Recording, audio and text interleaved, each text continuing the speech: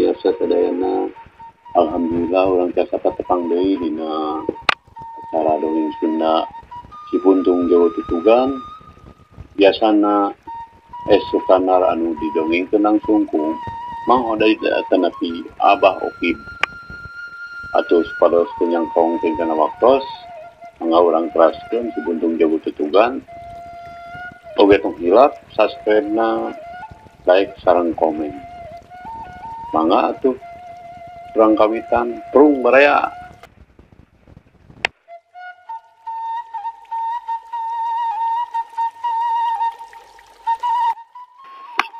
Puguh we barang wijana ngadenge dongengan Sukri yen si Jakalara keur aya di Cisaat kadua Ardasim teu talangge deui. Tiur we wijana katupi Dharma dibarengan ku Sukri arinit ka Cisaat. Tapi ari jol teh karena geus eueuh tapi ceuk nyeenoh mah tacan lila baralik deui ka Gajah Ngambung. Ku kitu mah pantes we karena teh terus ngahekok lantaran ku panehna geus kanyahoan yen hancengan teh geus aya nu miheulaan lantaran penasaran. Terus we wijana jeung Widarma teh ngobrol ari Sukri mah teu milu. Manehna ngadon nyirakem deui di nyeenoh nuluykeun deui hanca nu katunda. Janaonnya bener we ari breh teh ditungtung lemur malah mah geus rada jauh ka temong aya nu keur ngegerdik karena atuh anu keur jongjon lempang bari semurusuh kebenaran ngareret ka tukang barang let make magebeg segala sok sieun Andi tapi sanggeus disidik-sidik ieu mah leungeunna teu buntung. Tapi ari curigana mah aya lantaran jalan ke Gajah Ngambung teh jalan kasaba kuno sejen ari lain ku komplotan maranehana mah. Tapi ieu betaya nu saliwat sarta bangun rusuh ku kituna karena teh nitah Ardasim supaya nyingkir ka sisi bisi ieu jalma-jalma teh aya maksud anu teu hade. Kumanehna rek disiang hareupan bari rap manehna make tergos baju kampretna dilaan terus dialungkeun ka Ardasim breh we ngajeblag pakaian hideung nu digambaran lancah maung.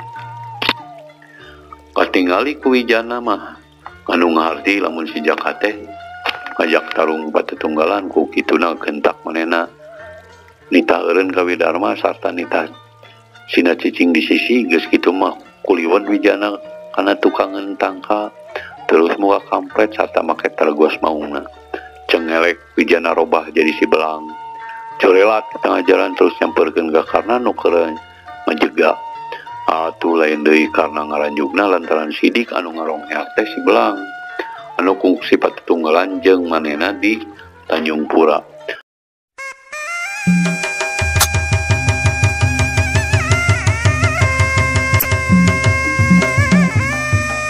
Karuhan geus yakin yen ieu teh musuhna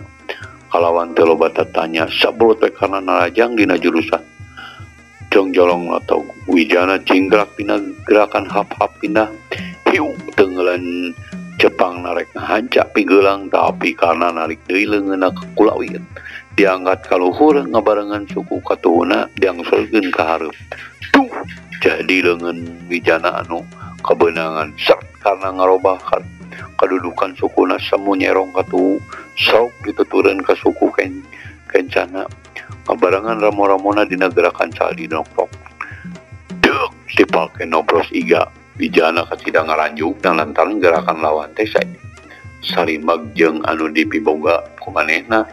tapi teu loba mikir deui gentak narik suku Kencana ka tukang bari ngareundeukeun dina jurus monyet kemil hiu kecu leungeunna dipake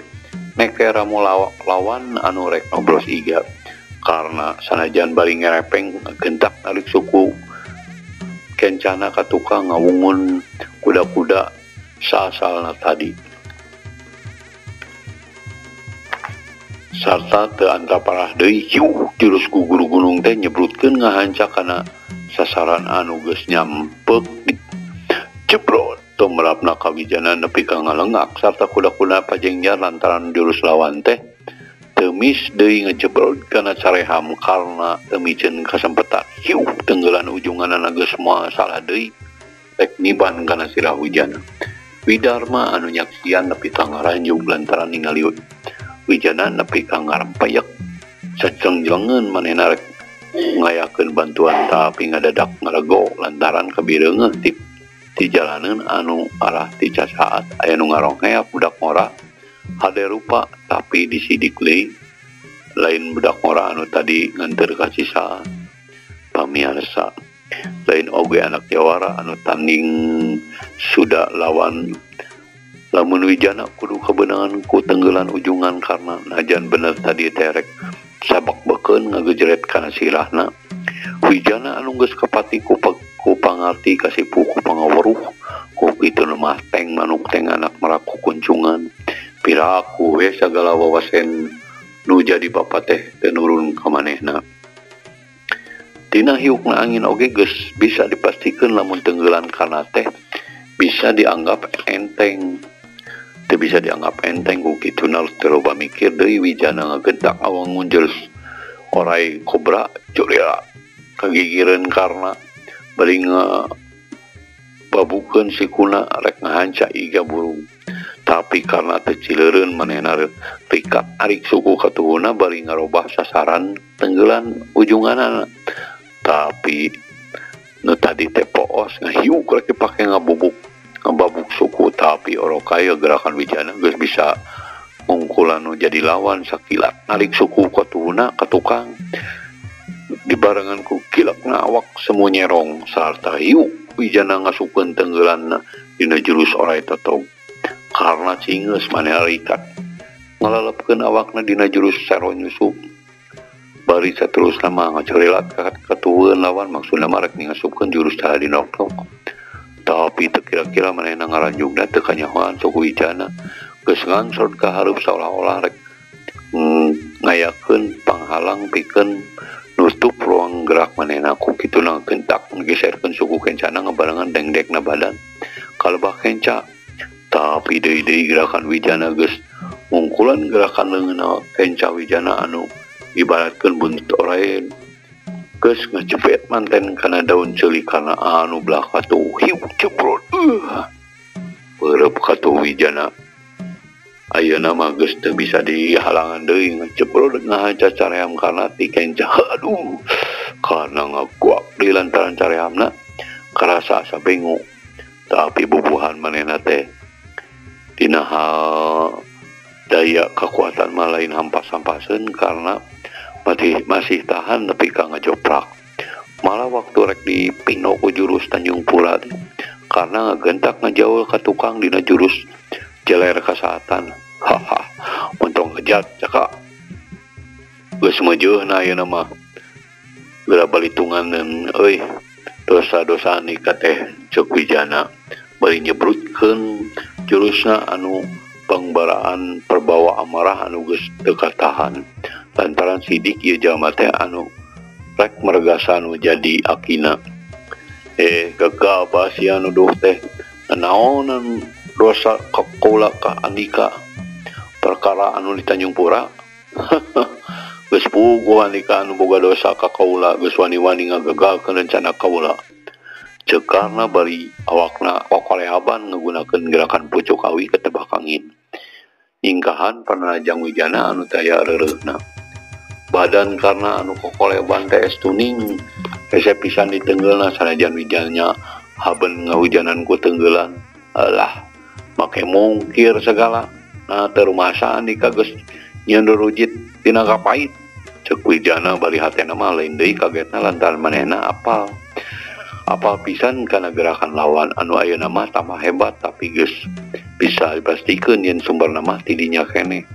ku kituna Wijana jadi asa-asa pikiranna jadi museur ka karna anu ayeuna keur dipaluru nginget-nginget kana sorana tapi luput lantaran kadengena ngosom pangaruh tergos nu dipakena tapi ari panarajang mah teu eureun-eureun gentak manehna ngagerakeun awak maksudna rek ngagunakeun jurus pabadalas naon dedengan teh ngapait karena ayeuna mah anu ngarasa kaget lain dikieuna lantaran tetel si belang teh nyaho kana kalakuan dina ngapait oge waktu ngajorok imana Pak Asmita nah si belang teh urang ngapait Kitu cek kerentas hatena karena teu bisa terus ngumbar kakagetna lantaran gerakan lawan museur kana sukuna. Belas tuncat badan Wijana bari sate kapola najongkeun sukuna kana iga burung. Kan bae sakali ieu mah Wijana eleh cingeus ku kituna gendak manehna ngagulimpakeun badana dina gerakan maung nangkrak kana ngaranjuk deui dumeh sukuna rek dirampin. Rikat manehna narik dampal sukuna tapi gerakan kana dina jerus monyet naruk mangsana kacida cepetna. Dampal suku karena teh benang dirampit bari sakilat Wijana ngagulinjau ngagunakeun tanaga ieu mana tinu jadi lawan akibatna kacida mata kelokna nu nempo lamun awak karna mah nepi ngagedebut sedengkeun Wijana mah cale bae nincak taneuh bari terus ngabedegah hareupeun lawanna anu nangkarak pengkang.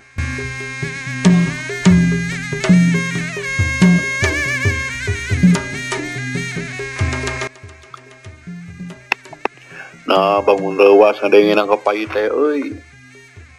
cek Wijana bari teu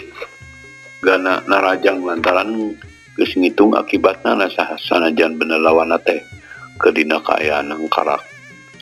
Mah kuat Jaka kalau aku mau oge ngayonan si belang mah cek Widarma anu ti tadi nyerangkeun kalah si belangnya ngaranna teh anu hiji deui meureun si lancah maungnya. Si Jajaka anu anyar datang ngajak ngobrol ka Widarma. Lain eta mah ngaran landian tema Widarma bari ngareret. Setik oge teu boga curiga lantaran ieu Jajaka teh teu nemongkeun bubuden mumusuhan. Malahan mah Widarma teh asa-asa pernah papanggih ngandeng di mana-manana. Jeung lamun dititenan dina pok-pokana mah jelas manehna teh lain baturna si Jaka. Karena anu geus udang deui puguh wae ngaranapan wiwirang anu pohara. Babakuna mah kapan harita teh keur disaksian ku Ardasim. Pada ngadengi ucapan Wijana tadi, manehna teh nembalan ngadonsap mesat pedogna lantaran pamikirna teh si belang teh tingkat pangabisana teu bisa dianggap enteng. Ku kituna rek dilayanan ku gerakan bedogna dina hatena geus ngarasa ujub yen saoge mah bisa nandingan gerakan kolecer muing. Atawa gerakan lancah maung tetungkusan ti ujung kolon menang gugurus ti bah jagur. Teu ehan geuning Jaka adu peureup teh euy Wijana kalaka ngahehe montong kalaka ngabacot sia belang geura cabut angguran pakarangan ika layanan jurus bedog aing karena bari nyarita kitu teh bari malangkeun bedogna dina dada bari geus ngarasa ujub yen lawanna teh moal bisa hojah deui sarta saheulaanan rek dijajal ku gerakan kolecer muing moal ngagunakeun si heula mah pek gunakeun tah cecarek tarasi teh Wijana bener-bener ngeblehkeun lelewa anu sugih kawani dina pikirna rek ngayonan jurus bedog lawan Gulemor. Aduh beu poongan anika geus wani usil kana urusan batur taima ieu sia cekarna lain sia Jaka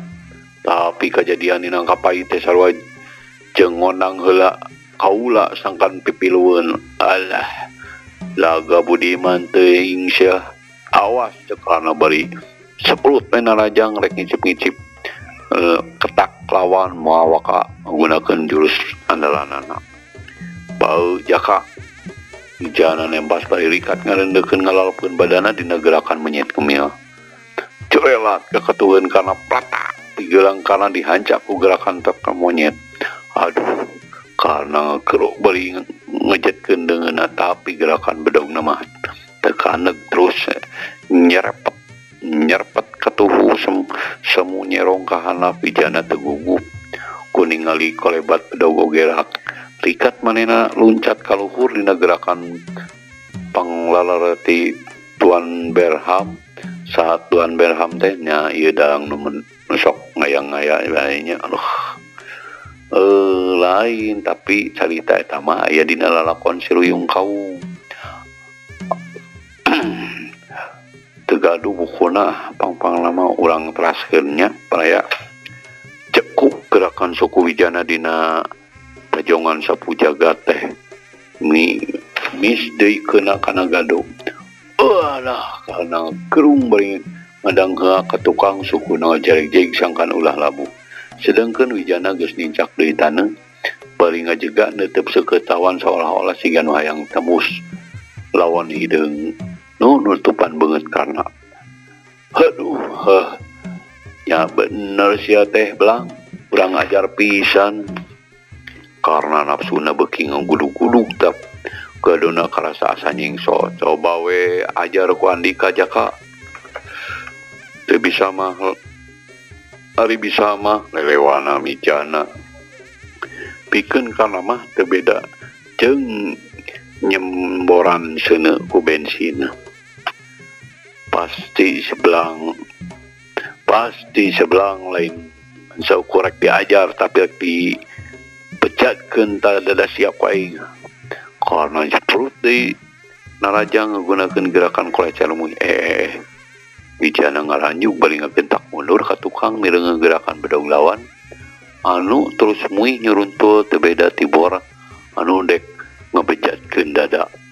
Saha nu teu kaget atuh da kumireung gerakan pucuk awi ka tebak angin oge geus matak jadi asa-asa ditambah ku gerakan bedog lawan anu apal bener-bener puguh ieu gerakan teh kumanehna geus dipiboga sok sanajan menang mulungan oge nyaeta ti ipah nu jadi pamajikanna. Ku kituna beuki gede sangkaan yen ieu anu keur disangareupan teh ulah-ulah karena ngan jadi mangmang teh eta we gerakan asa kasidah hebatna. Tapi Wijana teu bisa nyangka ieu teh karena sabab bisa wae muridna Bah Bejo atau Bah Jamrong anu baheula pernah dielehkeun nalika manehna kerja di Siluyung Kawung. Mikir kadinya Wijana ngalobakeun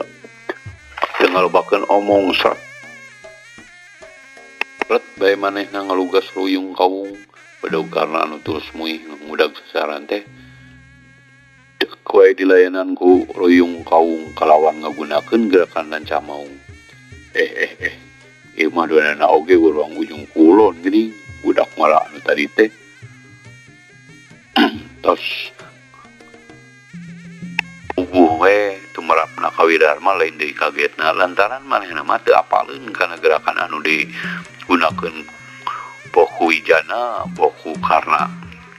Sanajan bener manehna sagulung sagalang jeung karna tapi nu jadi kaget teh peda ieu budak mara teh